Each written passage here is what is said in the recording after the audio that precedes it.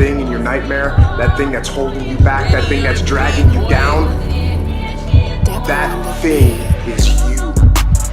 You will not outwork me. And the whole gig is just a giant hustle. That's all it is. Life is just a hustle. That's all life is. One giant hustle. All right, so we're on night shift. We're pulling night shift. See, the bay doors are dark. We are going to go over a couple things tonight on this guy. So you got your car to this stage. You're blending in the front end. You got in an accident. And maybe you did like Randy did and you didn't pull your foot off the pedal and you stayed in it. That's what he says. I don't know. I wasn't there. He said that he should have let out of it. So we are going to get this thing prepped for paint. And before we paint, I do got to weld a little bit more. This little hoop right down here, we want to diagonal brace it back to there like I talked about. So I spoke with Turbo John, the man himself, and he agreed with me. It's not gonna hurt anything to throw a diagonal brace on it. We'll feel a little better about it. The way Jason did it is perfectly fine. You probably won't have any issue. It's probably overkill. There's probably no sense in it at all. But when you're dealing with a base coat, clear coat chassis, why not just go ahead and add this little rod? Doop. Okay, so that's the thing, is that you don't want to grind on this and have to repaint this. You know what I'm saying? That's the biggest thing. It's a little bit different of a monster than if you just do the roll bar paint, chassis and roll bar paint, or you you know, you just do your brush on hammer paint like we did in the cage on Randy's and on my car. Stuff like that. It's a little bit different. You can try things or whatever, you know, but sometimes when you're doing the base coat, clear coat, or a powder coated chassis is even more expensive. You just go ahead and do a couple things overkill. So that's what we're doing. We're literally just gonna you know, add a diagonal brace. We will feel better about it. I'll feel better about it.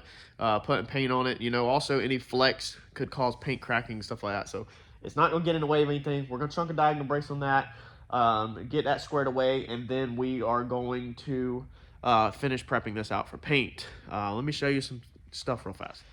All right, so I did my fender. I marked my hole, drilled it. You see there's some other holes here. Like I said, it was probably for fitment purposes when Jason put the front end on.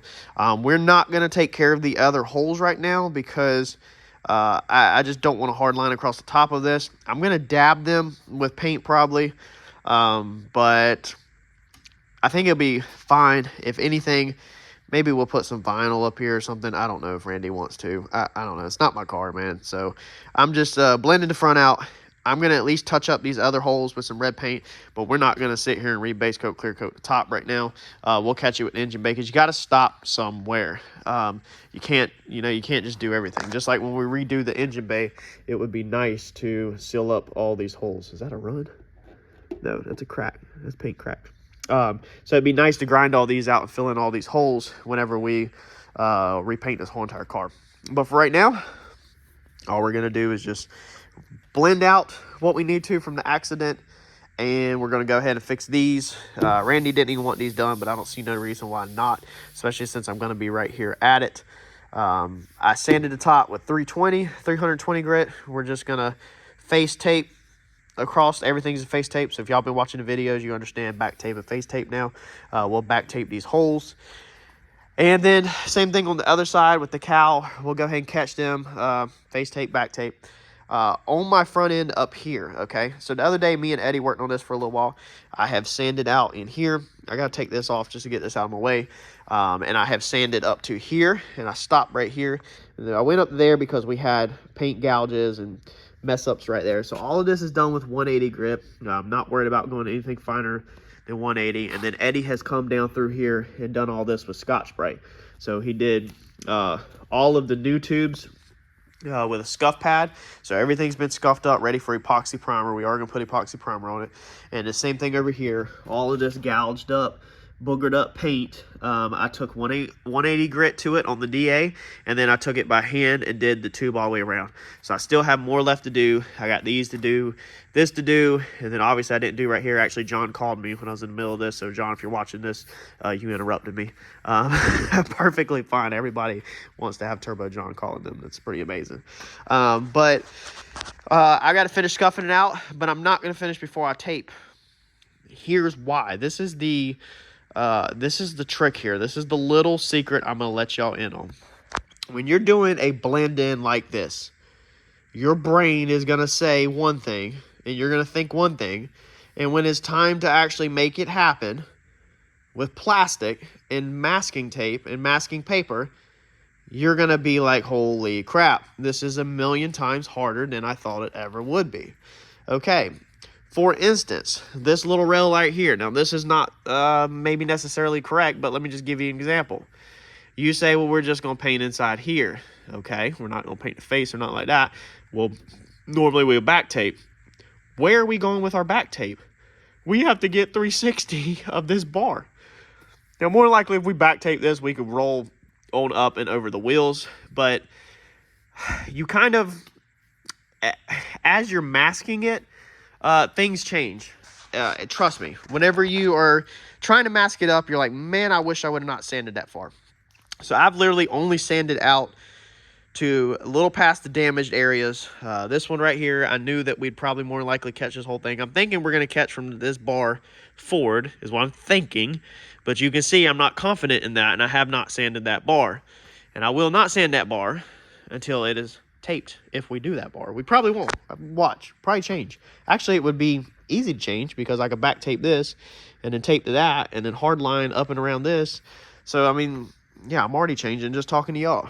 So you don't final sand your stuff out, okay? Or don't sand up to your stopping point. Don't do it. Just take care of your wrecked area. Any damaged area, such as this right here, such as this, any damaged area that you know you're not happy with the paint, go ahead and prep it out with the DA, you know, your hand sandpaper, whatever. Go ahead and prep it out, but then stop.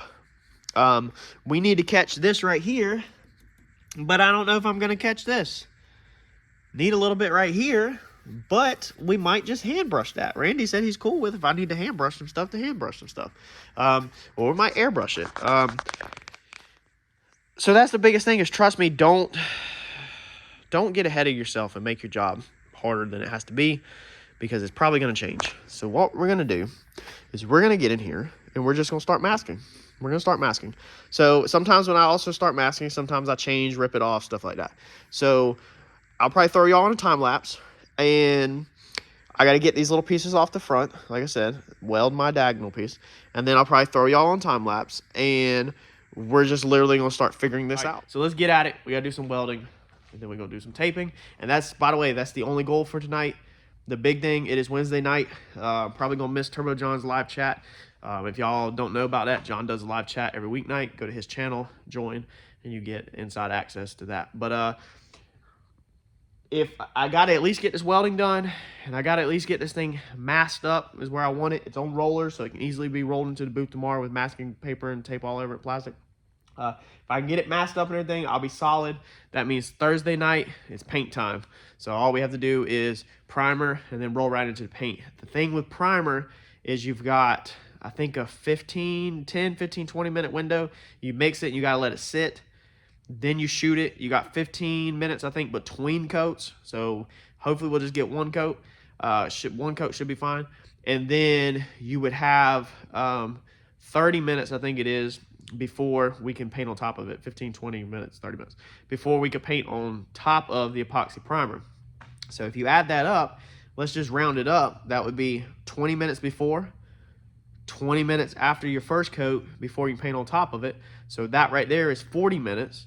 And if you add 2 coats of epoxy and you do 20 minutes flash time, now you're up to 60 minutes before we can even start laying red paint. So you got to start thinking about these things in your products and what it needs, especially when you're pulling night hours like me. So if we get this thing taped fast enough, we're going to go ahead and probably shoot our primer, or we'll just get out of here for tonight and we will throw this thing in the paint booth tomorrow, and I'll shoot the primer while I'm working on other stuff. Just let it sit. I think the primer can sit up to 3 days. It's all in the data sheets. We'll go over it. But you know, I could spray it tonight and let it sit. I'll wait till tomorrow night. It'd be perfectly fine and not have to scuff it up. But we'll go over that when we mix up the primer. Let's get at it. Let's get this thing knocked out.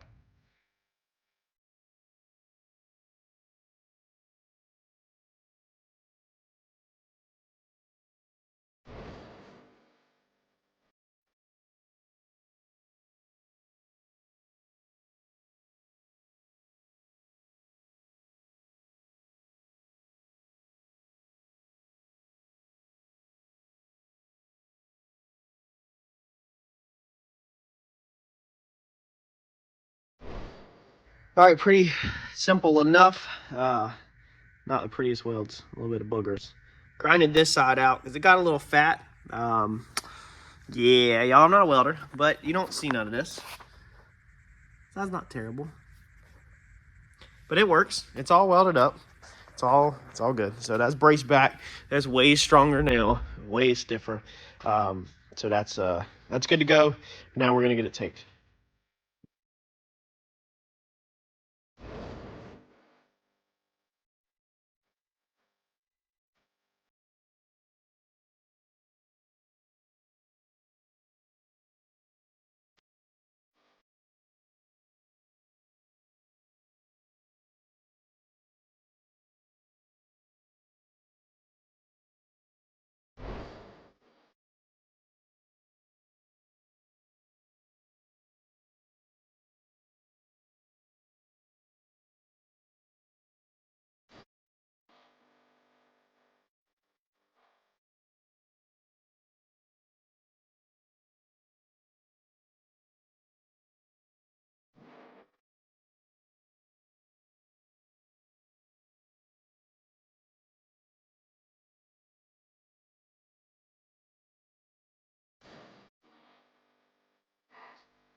All right, so there it goes, all taped up. So it is approaching 11 o'clock, and because of that, we're not gonna prime this tonight. So I'm gonna just squeeze this in between my stuff tomorrow.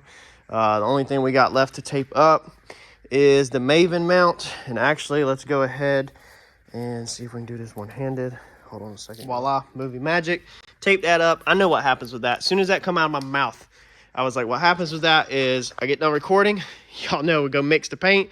We come out and we go right across it with primer, and as soon as, sure enough, as soon as your wrist is about right here, your brain will process that it needs to be taped, and you already went across it. That's what happens every time. So that's when I said, screw that. We're gonna pause. Y'all gonna wait. We're gonna tape. So that's it. I kind of made this up. So the hardest part, so y'all don't get overwhelmed if you're trying to do this yourself, is understand that even me, I went into this having no clue at all how to tape this. Like if somebody was here helping me and said, well, where do you want me to start at? What direction you want to run? I would have literally said, I don't know. And I just kind of let it flow.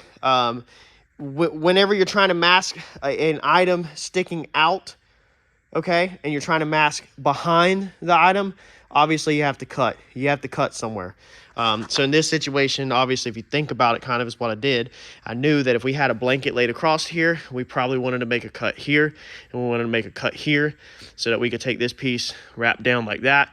That piece comes around, they tie back together, and they tie back together.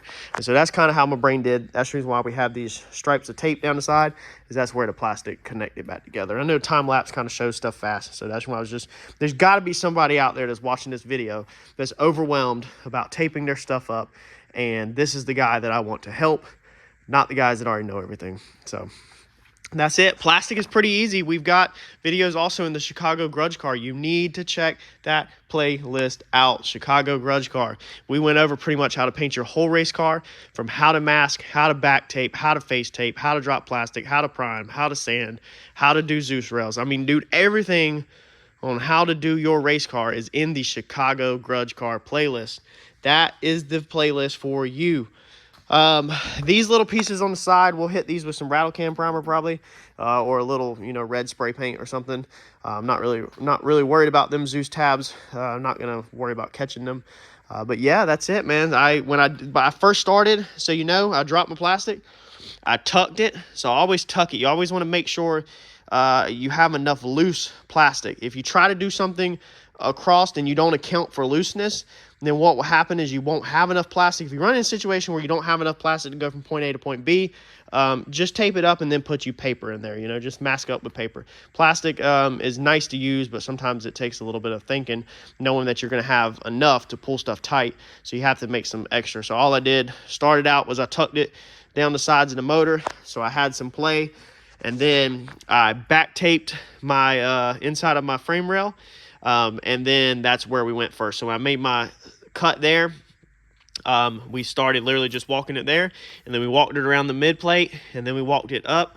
we taped around the bottom, we come up around, we walked it. So this piece that was cut out was kind of cut, I guess, like at a 45 a little.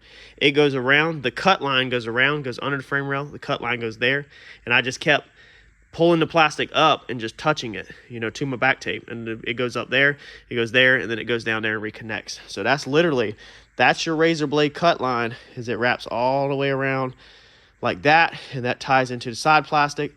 And then, you know, when your cut line comes up here, obviously you tape it like this, and then this piece around here, which that's actually this piece, but it gets, you know, obviously taped like that, as you can see. It's kind of hard to explain. Every project is going to be different, but trust me, just start rolling with it. If you come up short, either cut you another piece of plastic or paper. Make sure you got enough. The more you do this, the better you'll get at it. I'm stoked. I'm glad that this is the hard part's over. So now that's what I'm saying is, you know, now that I decided not to do this bar, I know I can scuff all the way up to here.